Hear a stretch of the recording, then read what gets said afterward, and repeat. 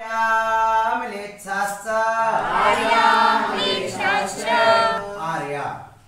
आगे क्या है? आर्यः म्लेच्छाश्च। आर्या भी बहुवचन में और म्लेच्छा भी बहुवचन में है। तो आर्य मनुष्य और म्लेच्छ मनुष्य जातिवाचक है, जातिवाचक बहुवचन में आता है। तो आर्य और म्लेच्छ ये दो तरह के मनुष्य होते हैं, एक आर्य मनुष्य और दूसरे म्लेच्छ मनुष्य। आर्य मनुष्य दो प्रकार के होते हैं, एक रिद्धिधारी आर्य एक आर्य मनुष्य दो प्रकार के, एक रिद्धिधारी आर्य और दूसरे बिना रिद्धि वाले, ठीक है ना? रिद्धिधारी और बिना रिद्धि वाले। जो 8 प्रकार की रिद्धियों से संपन्न होते हैं वे रिद्धिधारी आर्य कहलाते हैं, उन्हें रिद्धि प्राप्त आर्य कहते हैं। जिनको कोई रिद्धि प्राप्त नहीं है वे बिना रिद्धि वाले आर्य हैं। बिना रिद्धि वाले आर्य 5 प्रकार के हैं, क्षेत्र आर्य, जाति आर्य, कर्म आर्य, चारित्र आर्य, दर्शन आर्य, ठीक है ना? आर्य खंड में रह रहे हैं तो क्या कहलाए? आर्य। काशी देश है, कौशल देश है, आर्य क्षेत्रों में जन्म लेने वाले मनुष्य आर्य कहलाते हैं, ठीक है ना? और इक्ष्वाकु, भोज आदि वंशों में जन्म लेने वाले मनुष्य क्या है? जाति आर्य हैं, ठीक है ना? उत्तम वंशों में जन्म लेने वाले जाति आर्य, उत्तम देशों में जन्म लेने वाले देश आर्य, ठीक है? क्षेत्र आर्य। कर्म आर्य 3 प्रकार के, सावध्य कर्म आर्य, अल्प सावध्य कर्म आर्य और असावध्य कर्म आर्य। सावध्य कर्म आर्य 6 प्रकार के, 80 कृषि, वाणिज्य, शिल्प और कला से जीविका करने वाले, ठीक है ना? जो तलवार आदि अस्त्र शस्त्रों के द्वारा रक्षा तो युद्ध आदि के द्वारा जीविका करते हैं, क्षत्रिय जो होते हैं वे क्या करते हैं? इसी के द्वारा अपनी जीविका चलाते हैं। पूरी प्रजा की रक्षा करना उनका पूरा काम होता है और फिर प्रजा उनको टैक्स देती है, उससे उनका पूरा चलता है, ठीक है ना? राजा उनकी रक्षा की जिम्मेदारी लेता है कि हम इतने प्रजा की पूरी रक्षा हम करेंगे। इस तरह से राजा का मुख्य कर्तव्य होता है। तो क्षत्रिय होते हैं अपने बल के द्वारा रक्षा करते हैं और युद्ध आदि करने की जीविका करते हैं, तो युद्ध आदि करते हैं। अन्य राजाओं से यदि हमारे देश में कमी पड़ती तो उसके लिए अन्य देशों से भी लाते हैं, युद्ध आदि करके अपनी जनता को सुख से पालन का संकल्प करते हैं कि अपने देश की जनता को किस तरह सुखी रखना है, तो उनका कार्य होता है। अन्य कोई जनता पर आक्रमण करता है तो उससे उसकी रक्षा करते हैं। जो आय व्यय आदि लिखने की आजीविका करते हैं वे मसी कार्य आर्य कहलाते हैं। जो खेती के द्वारा आजीविका करते हैं वे कृषि कार्य आर्य कहलाते हैं। जो विविध कला में प्रवीण होते हैं उनसे आजीविका करते हैं वे विद्या कर्म आर्य कहलाते हैं। ठीक, कोई नृत्य गायन, नृत्य कला, कोई विद्या कला, इस तरह।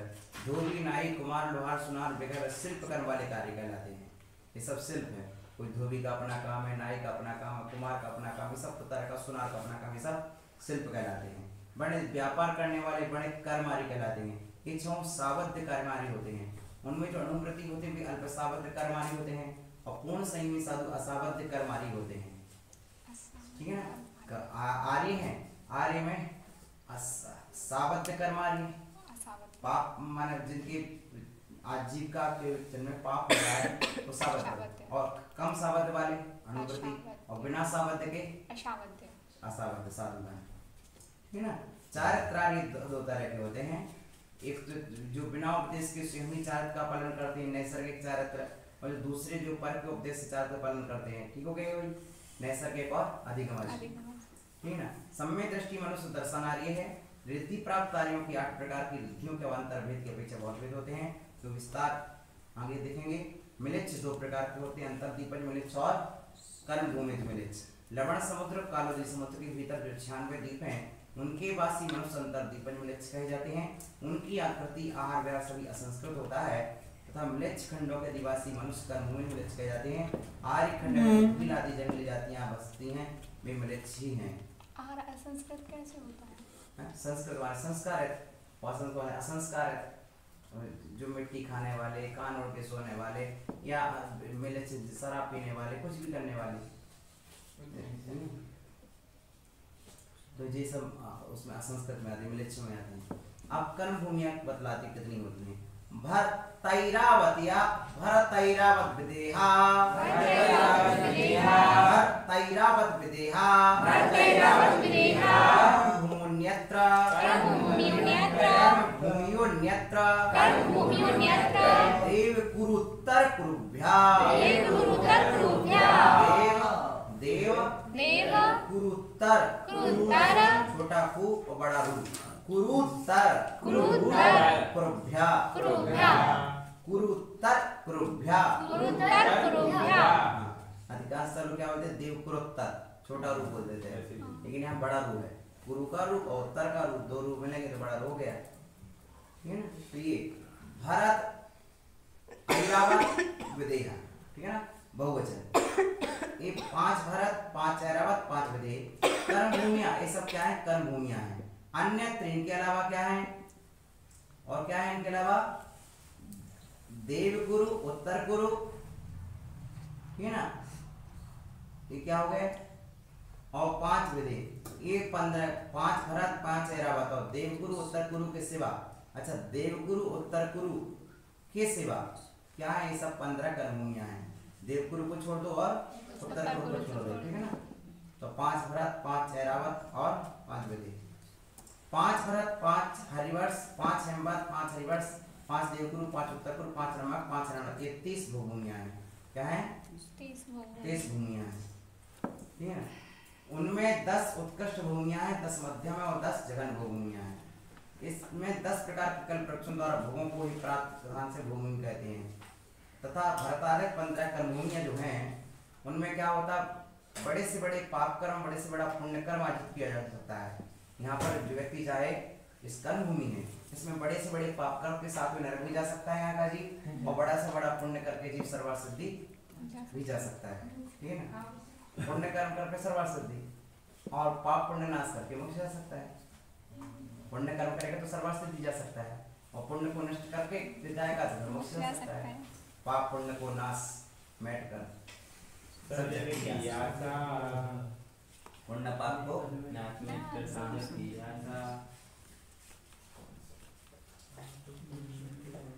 जिससे जीव मरकर 7वें नरक में और सर्वार्थ सिद्धि में भी जा सकता है। अरे यही इन क्षेत्रों में सत्कर्मों के द्वारा आजीविका की जाती है इसलिए कर्म की प्रधानता होने से क्या कहते हैं कर्म। अब ये बता दिया कि कर्म भूमि है चाहो तो तुम सर्वार्थ सिद्धि का पुण्य भी कर सकते हो चाहो तो 7वें नरक का पाप कर्म भी कर सकते हो खुला है भूमि तो वही है यहाँ पे ये सब होता है। मनुष्यों की आयु बतलाते हैं निरस्थिति परावरे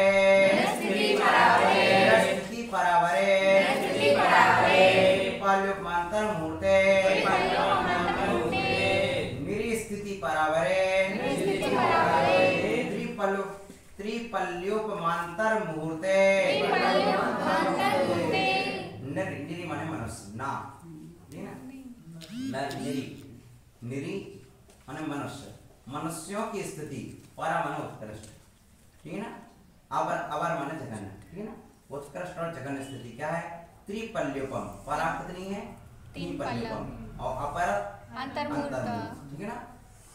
क्या है हाँ दोनों परा परे परम परे तो ये क्या है द्विवचन है तो दोनों के साथ बता दी ना इसलिए द्विवचन लगाना पड़ा था यहाँ इनको ठीक है ना। तो मनुष्यों की उत्कृष्ट स्थिति 3 पल्ल जघन आयु कितनी है अंतर्मुक्त है।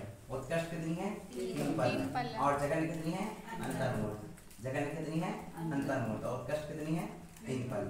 इस तरह से आपका ये तीसरा अध्याय पूर्णता को प्राप्त हुआ ठीक है ना। अब चौथा अध्याय यहाँ पर प्रारंभ होना है जिस चौथे अध्याय में यह बताया जाएगा कि देवों का वर्णन होगा। चौथे अध्याय में देव गति के देवों का वर्णन है। देवों के निकाय कितने प्रकार के हैं वहाँ की लिस्टें कितनी प्रकार की हैं कौन कौन सी हैं इस तरह का विवेचन चतुर्थ अध्याय में हम सभी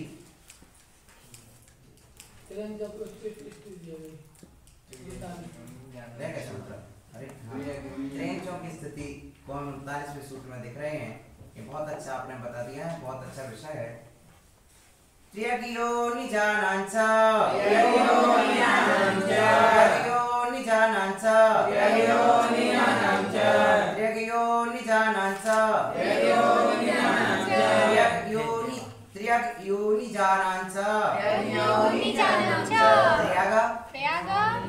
योनिजानांच त्र्यग योनिज, जो त्र्यग योनिज हैं, त्र्यग योनि से जन्म लेने वाले हैं, उनकी उत्कृष्ट स्थिति भी चा माने और वही है, तीन पल और जगन अंतर्मुहूर्त। हाँ, मनुष्य और त्रियंचों की आयु एक समान है, ठीक है ना? कितनी है? एक समान है। त्रियंच तीन प्रकार के होते हैं, एकेंद्रिय त्रियंच, विकलेंद्रिय त्रियंच और पंचेंद्रिय त्रियंच। तो एकेंद्रियों में शुद्ध पृथ्वी कायक जो जीव हैं, उनकी आयु 12,000 वर्ष की होती है और खर पृथ्वी की आयु 22,000 वर्ष की होती है। जल कायक जीवों की आयु 7,000 वर्ष की होती है, अग्नि कायक की 3,000 वर्ष की होती है, वनस्पति कायक की 10,000 वर्ष की होती है, अग्नि कायक की आयु 3 दिन की होती है, अग्नि कायक की 3 दिन की आयु होती है। और विकलेंद्रियों की में 2 इंद्रियों की आयु 12 वर्ष, 3 इंद्रियों की 49 दिन, 4 इंद्रियों की 6 महीने, पंचेंद्रियों में जलचर जीवों की उत्कृष्ट आयु एक पूर्वकोटि, बोधा नकल वगैरह की 9 पूर्वांग, सर्पों की 42,000 वर्ष की उत्कृष्ट आयु, पक्षियों की 72,000 वर्ष की आयु, चौपायों की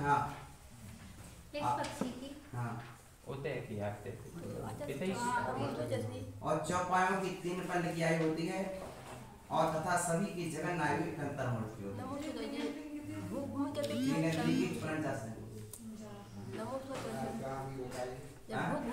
भोगभूमि की नहीं, ये तो हाँ उत्कृष्ट आयु भोगभूमि 3 पल भोगभूमि की।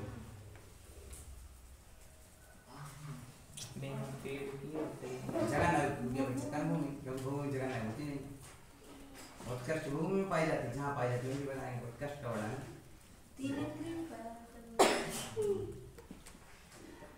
उत्कृष्ट आयु, यहाँ से भोगभूमि और कर्मभूमि से कोई प्रसंग नहीं, उत्कृष्ट जहाँ की होगी वहाँ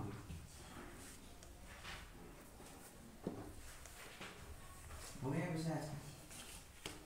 नमो हिंताड़, नमो शुद्धा, नमो आर्याण, नमो अक्षर, नमो सर्वसाहुरम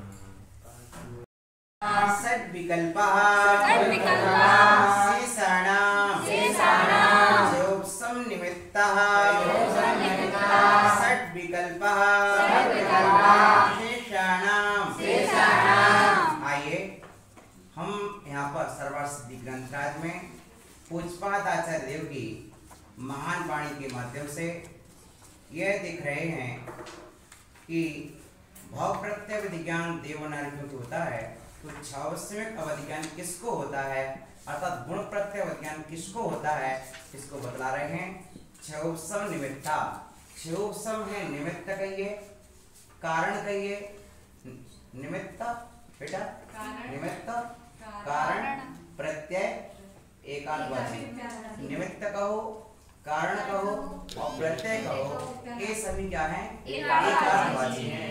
इसलिए क्षोभसम है निमित्त जिसमें, क्षोभसम है कारण जिसमें, क्षोभसम है प्रत्यय जिसका, ऐसा अवधि ज्ञान, ठीक है ना?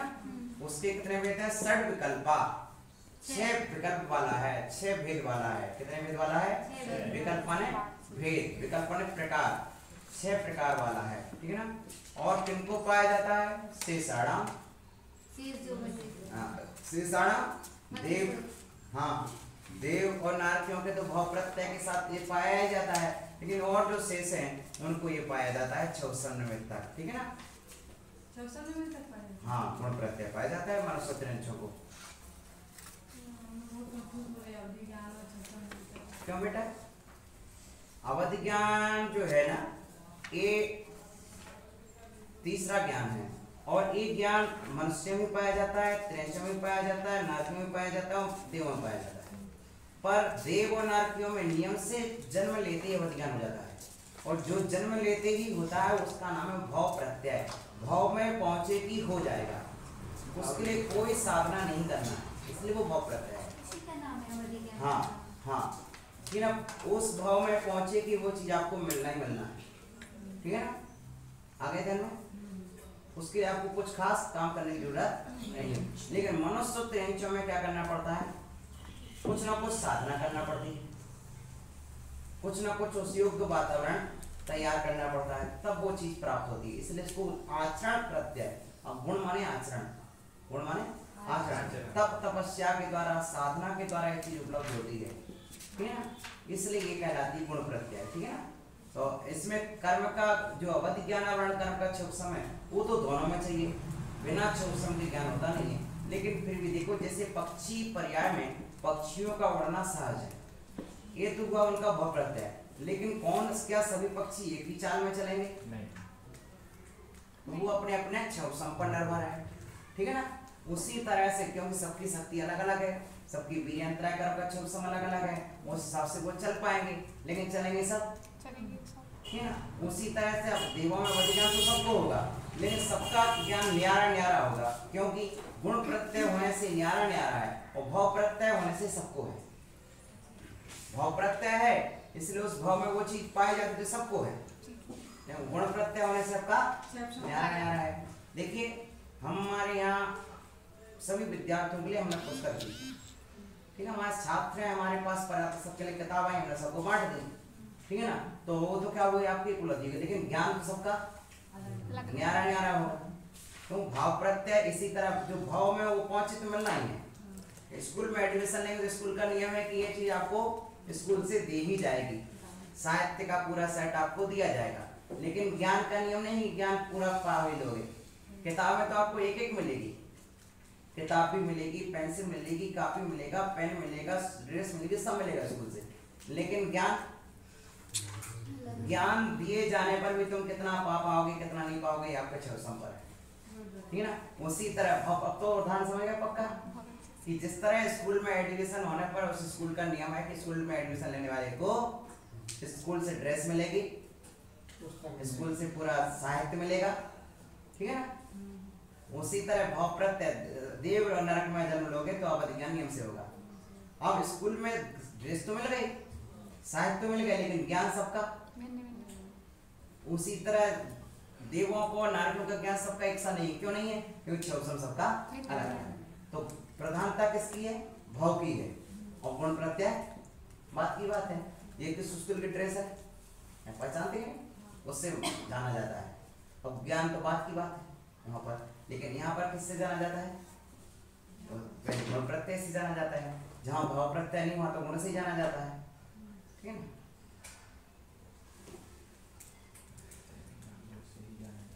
अवधि ज्ञानावरण देशघाती स्पर्धका नाम उदेशति, जहां भी सती आएगा वहां सती विभक्ति आएगी। उदय सती सर्वघाती स्पर्धका नाम उदय अभावा क्षया तेषाम एव अनुदय प्राप्ता नाम सदावस्था उपशमः। और सबसे पहले तो क्षोभ सम की परिभाषा कहते हैं, क्षोभ सम कहलाता क्या है ना। ये बात अच्छी तरह से आप यहाँ पर देख लीजिएगा, ठीक है ना। अवधि देखो, पहली बात तो आप अच्छी तरह से बात को समझो कि 8 कर्मों में 4 कर्म घातीय कर्म, ठीक है ना। उन 4 कर्मों में घातीय कर्मों में 2 भेद हैं, एक तो सर्वघाती प्रगतियां और दूसरा देशघाती प्रगतियां। उनमें 21 प्रगतियां तो क्या है? सर्वघाती है, और 26 प्रगतियां देशघाती हैं, ठीक है ना महिमा। तो 26 प्रगतियां देशघाती हैं और 21 प्रगतियां सर्वघाती हैं। अब देखिए तो जो क्षोभ सम जो होता है और क्षोभ सम की चर्चा अपन कर रहे हैं, ठीक है ना। तो जो देशघाती प्रगतियां उन्हीं का क्षोभ सम होता है, ठीक है ना। किसका होगा? देशघाती का क्षोभ सम होगा। अवधि ज्ञानावरण देशघाती, क्या लिखा है? मति ज्ञानावरण देशघाती है, श्रुत ज्ञानावरण देशघाती है, अवधि ज्ञानावरण देशघाती है, और मन प्रय ज्ञानावरण देशघाती है। केवल ज्ञानावरण सर्वघाती होता होगा। ऐसा क्यों कहा तुमने? होगा तो पूरा होगा, नहीं होगा तो हाँ, नहीं होगा। क्योंकि केवल ज्ञानावरण संपूर्ण ज्ञानावरण को घात करके रहता है, और जब भी क्षय होगा तो पूरा ज्ञान प्रकट होगा। और देशघाती वाला कुछ को ढक देता है, कुछ को प्रकट कर देता है, ठीक है ना। कुछ को ढक दिया और कुछ को प्रकट कर दिया, ठीक है ना। इस तरह की स्थिति है कि जैसे ऐसा अब इस तरह कुछ ढक गया और कुछ प्रकट हो गया देशघाती में, और सर्वघाती में तो पूरा का आवरण या पूरे का, ठीक है ना। तो अवधि ज्ञानावरण देशघाती कर्म प्रगतियों के उदय रहते हुए, ठीक है ना। अब हो गया इतनी परिभाषा समझे। स्पर्धक वर्गों जब कर्मक प्रदेशों के समूह का नाम स्पर्धक है, ठीक है ना। कर्मक प्रदेशों के समूह का नाम स्पर्धक है। कर्म प्रदेश स्पर्धकों का उदय रहते हुए सर्वघाती स्पर्धकों का उदयाभावी क्षय, ठीक है ना। कैसा क्षय? पूर्ण रूप से क्षय नहीं हुआ, उदयाभावी क्षय। अपन बचपन में एक खेल खेलते थे, ठीक है ना, बर्फ पानी, बर्फ पानी। उसमें क्या होता था कि कुछ समय के लिए तुम बर्फ हो गए, अभी तुम जब मरे नहीं हो, बस स्थिर हो गए। उसी तरह उदयाभावी क्षय का मतलब उतने समय तक तुम उदय में नहीं आओगे। उदय तो मतलब उदय होना है, नाश नहीं हुआ है। उदय के अभाव रूप क्षय, भावी या नहीं अभाव, अभाव उदय, उदयाभावी, उदय धन अभाव। और जैसे बर्फ में क्या किया कि तुम वहीं बैठे रहो, अब तुम हिलोगे नहीं, डुलोगे नहीं, बस स्थिर हो गए, ठीक है ना। तुम स्थिर हो गए, हो गया। अब तुम स्थिर हो गए, अब तुम हिलोगे भी नहीं, डुलोगे भी नहीं, आगे जानो। और कब तक? जब तक जो कोई दूसरा तुमको आकर के छूनेगे, ठीक है ना, तब तक तुम हिलोगे। उसी तरह उदयाभावी क्षय, उदय के अभाव रूप क्षय। अभी तुम्हारा क्षय नहीं हुआ है, लेकिन अभी तुम हलचल पैदा नहीं कर सकते तुम, ठीक है ना। वो कर्म को कुछ नहीं कर सकता उस समय तक। उदय के अभाव रूप क्षय, ठीक है ना। हो गया स्पष्ट? हाँ, कर्म प्रदेश, कर्म प्रदेशों के समूह को स्पर्धक कहते हैं, ठीक है ना।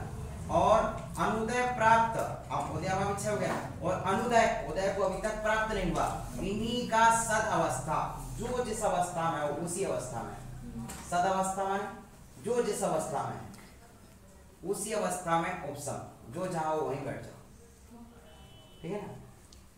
क्या होता? वहीं को वहीं।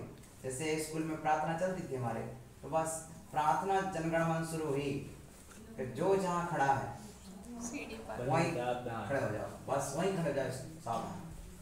माने जो कर जिस अवस्था में उसी अवस्था में उसका वहीं दबा देना, ठीक है ना।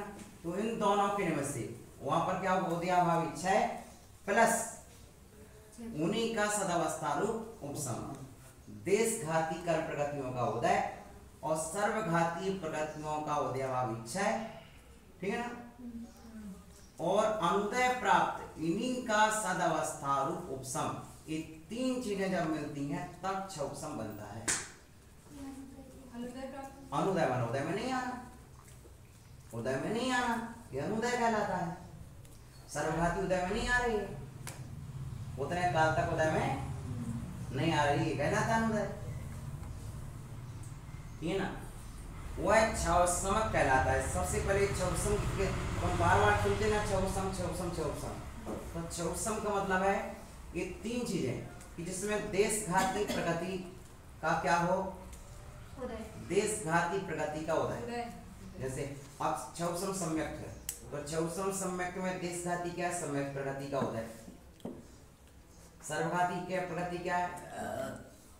अनंत अनुबंधी की चार कसाएं, तो उनका क्या है? उदयाभावी क्षय, सदावस्था रूप उपशम। हो गया, हो गया। उन्हीं का सदावस्था रूप उपशम और उदयाभावी क्षय, इन छह प्रगतियों का था उदयाभावी क्षय। चार कसाय मिथ्या तो सम्यक मिथ्या, चार कसाय मिथ्या तो सम्यक मिथ्या, इनका क्या हुआ? उदयाभावी क्षय, उदय के अभाव रूप क्षय। अब पूर्ण क्षय नहीं हुआ, लेकिन इस अवस्था में इस जगह हम नहीं आएंगे। सात में से 6 को बोलेंगे सर्वघाती और 1 को बोलेंगे देशघाती सम्यक को, ठीक है ना। तो वो कहलाता है क्या? क्षयसम सम्यक। इसी तरह क्षयसम चारक होता है, इसी तरह क्षयसम अवधि ज्ञान होता है। जहां क्षयसम होगा 3 अवस्थाएं होगी। सबसे पहले अवस्था होगी देशघाती कर्म प्रगति का उदय। हमें देखना पड़ेगा कि कौन सी प्रगति का उदय चल रहा है। तो हमारे अभी देशघाती क्या है? देशावधि ज्ञान, अवधि ज्ञानावरण कर्म का क्या चल रहा है? क्षयसम चल रहा है। फिर क्या चल रहा उदय क्या चल रहा है?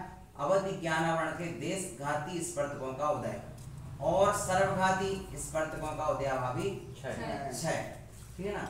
और तथा उन्हीं का सदावस्था रूप उपसम।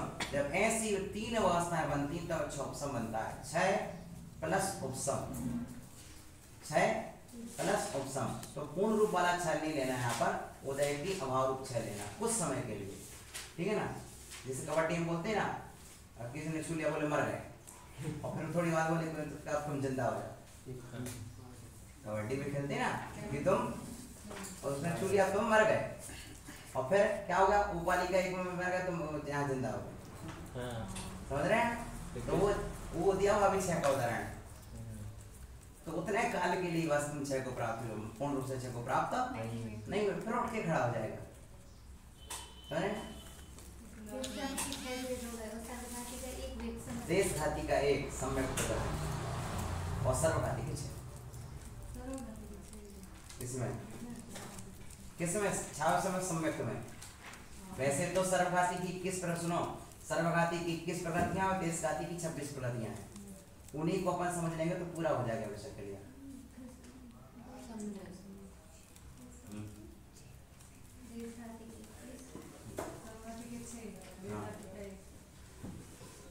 वो छाव समय सम्यक के लिए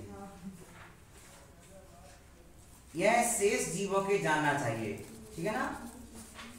शंका, शेष कौन है? वे कौन है शेष जिनके अवधिज्ञान होता है? तो मनुष्य और त्रियंच है। वे कौन है? मनुष्य और त्रियंच। तौ निमित्तम अस्येति छावसम निमित्ता। उन दोनों के निमित्त से होता है, 6 के निमित्त से और उपसम के निमित्त से। 6 के निमित्त से और उपसम के निमित्त से जो होता है वह छावसम है। उदयाभावी 6 और उपसम, उदयाभावी 6 और उपसम, ठीक है ना।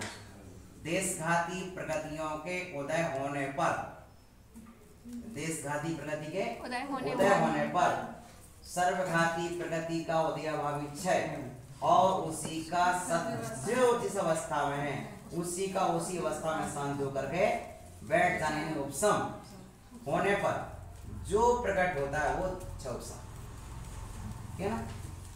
ये 6 उपसम अपने प्रयास से प्रकट होता है, साधना से प्रकट होता है। तो किसको होता है? हाँ, तौ निमित्तम अस्येति छौसम निमित्ता। वह दोनों निमित्त से जो होता है छौसम निमित्त है। सा वेदितव्या, शेषाणाम वेदितव्या। वह शेषों को जानना चाहिए।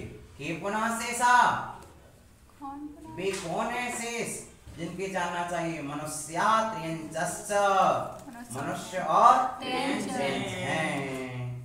तेषु अपि यत्र सामर्थ्यम अस्ति तत्रैव वेदितव्या।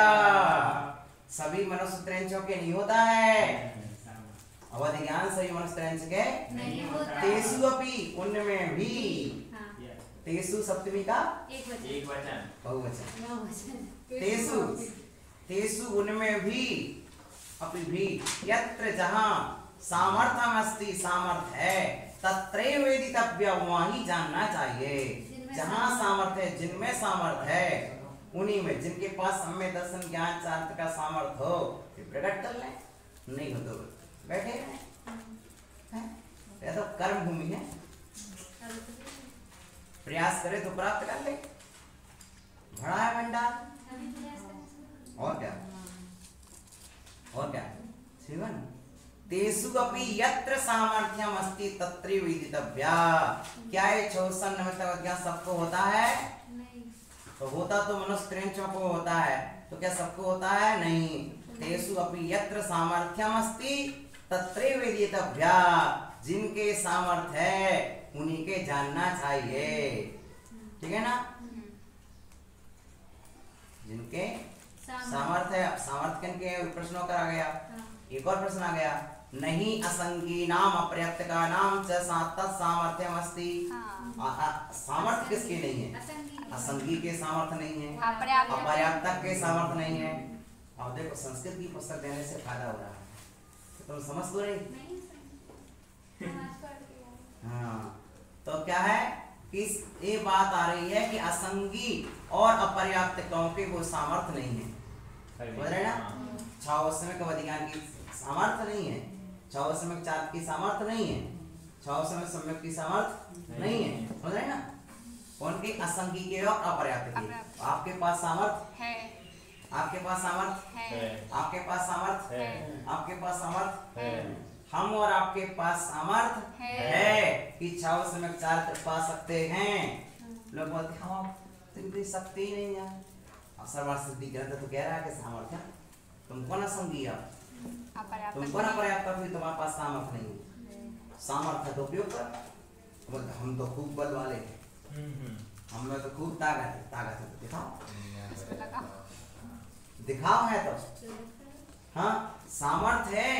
जो कहते कि सामर्थ्य नहीं है हमें शक्ति नहीं है बोले शास्त्र में तो लिखा है कि हमें शक्ति है। शक्ति तो दो ही में नहीं है या तो अपर्याप्तक में और या संगीत या संगी में। तुम ना अपर्याप्त हो ना तुम असंगी हो। स्पष्ट है ना। तो ये मूल शास्त्र से पढ़ने में ये आनंद आता है आनंद आता है कि आप सबको सुनने मिलना अपर्याप्तक जिनके शरीर पर्याप्ति पूरी नहीं हुई है जिनका शरीर ही नहीं बना है उन्हें अपर्याप्तक कहते हैं। ठीक जिनको अभी जन्म ले हुए अंतर्मुख भी नहीं हुआ है। ठीक है ना। अभी जैसे मनुष्य रहते तो माँ के गर्भ में आए कुल अंतर्मुख हुआ माँ के गर्भ में आए हुए तो वो तब तक अपर्याप्त कहलाएंगे। ठीक है ना समझ रहे हैं? और वे क्या हो जाएंगे बाद में पर्याप्त हो जाएंगे अंतर्मुख के बाद कुछ मिनटों में। ठीक वहीं गर्भ में ही पर्याप्त। हाँ यहाँ तो 9 महीने बाद तो वो होगा तो 9 प्रत्येक जीव अंतर्मुख के भीतर भीतर पर्याप्त पूर्ण हो जाती है। ठीक है ना। वही जन्म हो जाता माँ के पेट में ही जन्म हो जाता बच्चे का। ठीक है ना। जन्म के बिना वृद्धि हो नहीं सकती ना। हाँ नहीं असंगी नाम अपर्याप्त का नाम और असंगी और अपर्याप्तक जीवों के ना च तत् सामर्थ्यम वह सामर्थ्य नहीं है कि छो समय हो सके। छाव समय समय दर्शन छाव समय समय दर्शन समय चार छाव समय ज्ञान को नहीं होता। ठीक है ना। संगी नाम पर्याप्त का नाम न सर्वेशम जो संगी हैं जो पर्याप्तक हैं क्या उन सभी को हो जाता है ना सर्वेशम सबको नहीं होता सबको नहीं होता ना च सर्वेशम सबको नहीं होता। षष्ठी का बहुवचन सर्वेशम। ठीक है ना। केसाम तरही तो फिर केसाम किनको होता है षष्ठी का बहुवचन किनको होता है केसाम तरही तो फिर किनको होता है तो फिर किनको होता है। देखो यथा उक्त जिस प्रकार कहा गया है सम्यक दर्शनादि निमित्त सन्निधाने सती सती सप्तमी बहुवचन आ गया सती आ गया सन्निधाने सप्तमी आ गई। जहाँ सती वहाँ सप्तमी जहाँ सती वहाँ सप्तमी। हाँ सप्तमी। यथोक्त सम्यक दर्शनादि के माने सम्यक दर्शनादि का जिस प्रकार स्वरूप कहा गया है उसी सम्यक दर्शनादि के निमित्त के सन्निधान होने पर क्या शांत क्षीण कर्मणाम जिनके अवधि ज्ञानावरण कर्म शांत हो गया है अथवा क्षीण हो गया है ऐसे जीवों को तस् उपलब्धि होती उन्हीं को ये अवधि ज्ञान की उपलब्धि होती है। उपलब्धि होती है भवती माने होती है तस् उपलब्धि होती उसकी उपलब्धि होती है। ठीक है ना। हो गया। सर्वस्य क्षोभसम निमित्तत्वे क्षोभसम ग्रहणम नियमार्थम क्षोभसमेव निमित्तम न भवति। सबको क्षोभसम के निमित्त होने पर क्षोभसम का ग्रहण ये नियम के लिए किया गया है। ठीक है ना। क्षोभसम एव निमित्तम क्षोभसम ही उनके लिए निमित्त है ना भाव उनके लिए मनुष्य के लिए भाव निमित्त नहीं है कि इस भाव में आकर तुम्हें मिल ही जाएगा। तुम मनुष्य बन गई भाव मात्र अवधि ज्ञान के लिए बताया गया देवों के और नारकियों देवनाथ के लिए भाव मनुष्य त्रेन शुक्ल क्षोभसम आयु और पर्याय अभी भी होती है तो उसकी चर्चा नहीं कर रहे बेटा सिर्फ आपका चर्चा का अवधि ज्ञान की अवधि ज्ञान में किसकी क्षोभसम निमित्त अवधि ज्ञान तो क्षोभसम निमित्त अवधि ज्ञान में आपने क्षोभसम क्यों लगाया क्योंकि चौसम ही यहाँ पर कारण है, अब भव कारण नहीं है। नहीं है। ठीक है ना। अब देखो बेटा, अपन तो मोक्ष मार्ग के जीव हैं। अब मोक्ष मार्ग में तो क्या है, हमारे आपके गुण ही कारण है। अब यहाँ तो कोई रिश्तेदारी नहीं है। चलना नहीं। जैसे बोलते थे ना, अपन लोग व्याख्या करते हैं ना कि भाई यहाँ तो कुछ परिचय, बस यहाँ तो अपना परिचय अपना रत्नात्रय ही है, अपनी साधना ही अपना परिचय है। उसी तरह क्या मनुष्यों में भाव मिल गया तो अवधि ज्ञान मिल जाएगा, ऐसा कोई जरूरी कारण नहीं है। यहाँ तो क्या होगा, जब तुम कर्म का छौसम निमित्तत्व, छौसम के निमित्त होने पर ही वह होता है। ठीक है ना। और छौसम का ग्रहण नियम के लिए छौसम बताया कि छौसम को ग्रहण करो, छौसम को ग्रहण करना तुम्हारा कार्य है कि छौसम कैसे कर सकते हो वो काम करो। ठीक है ना। छौसम होने पर होगा, ये मत सोचना है कि भव मिल गया तो हो जाएगा। हम सोच रहे हैं कोई भी सिद्धि, अब तो हम मुनिराज बन गए हैं तो हमको हो जाएगा, नहीं, छौसम होने पर होगा। ठीक है ना। हमको ये कोई भी स्थिति को बताया है कि छौसम होने पर होगा। निमित्तम ना भव, भव इसमें निमित्त नहीं है। ठीक है ना। मनुष्य त्रियंचों का भव कारण नहीं है, देव और नारकियों का ही भव कारण था, लेकिन मनुष्य त्रियंचों को तो पूरी साधना करनी पड़ेगी। ठीक है ना। ऐसे ही बोलते थे हमारे गुरुजी, भैया आप लोगों को तो मेहनत ही करना पड़ेगी, वो लोग चल सकते हैं बिना मेहनत के, वो लोग चल सकते हैं बिना मेहनत के, आप लोगों को तो मेहनत ही करना पड़ेगी।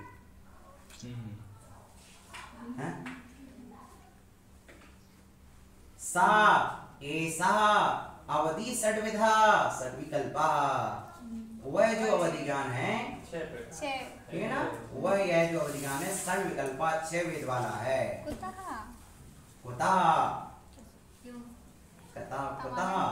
कैसे, कहां से, किस प्रकार से, इस तरह लगाना पड़ेगा। ठीक है। पंचमी अनुगामी, अननुगामी, वर्धमान, हीयमान, अवस्थित, अनुवस्थित, भेदात। ठीक है ना बेटा। ये लाइन आगे ध्यान में, अनुगामी, वर्धमान, हीयमान, अवस्थित, अनुवस्थित, भेदात। पूरा विषय समझ में आ रहा है ना। विषय पूरा समझना, याद तो जितना करना सो आपकी उस पर निर्भर है, छौसम पर, लेकिन समझना तो कश्चित अवधि, कोई अवधि ज्ञान। ठीक है ना। कोई अवधि ज्ञान भास्कर प्रकाशवद, भास्कर प्रकाश सूर्य के प्रकाश की तरह, उपमान अलंकार, उपमा के अर्थ में बत लगता है, उपमा के अर्थ में बत, सूर्य के प्रकाश की तरह। ठीक है ना। जहाँ उपमा लगाई जाए वहां पर बत लगा देते हैं। ठीक है ना। हाँ, राम की तरह, राम नहीं, राम की तरह, सूर्य का प्रकाश नहीं पर सूर्य के प्रकाश की तरह। गच्छन, गच्छन माने जाता हुआ, गच्छन अनुगच्छति, जाते हुए के साथ जाता है, जाते हुए के साथ जाता है। हैं?